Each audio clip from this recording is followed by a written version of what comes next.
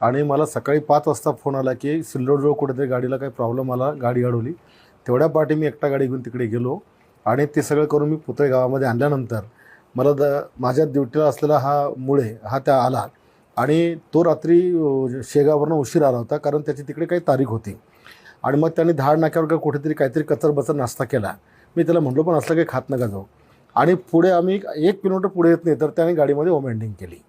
गाडीमध्ये पण तो ओकला आणि माझ्या अंगावर पण त्याचं काही थोडंफार उडलं आणि मग त्यांनी मुंडकं बाहेर काढलं आणि त्या सगळ्या गाडीची भरली. मग आल्यानंतर मी तर म्हटलं गाडी ऑफिसला लाव. मग गाडी ऑफिसला लावली आणि मी ते सगळं धुवायला वर आलो, म्हणजे आंघोळ करायला गेलो. आणि ड्रायव्हरचा त्याचा वाद झाला. ड्रायव्हर म्हटलं तू ओकला, तूच गाडी साफ कर. आणि म्हणून त्याने काय केलं की तो जे काही उकललेला होता ते त्याने पुसून काढलेलं आहे. पोलिसांनी कर्मचारी म्हणून काही गाडी धुतलेली नाही आहे. आता त्याची उलटी त्याने पुसणं ही तर एक मानवताच आहे. त्याच्यामुळे त्याच्यामध्ये काही पोलीस कर्मचारी गाडी पुसतो ना आमच्याकडे काही माणसं नाही अशातला काही विषय नाही आहे.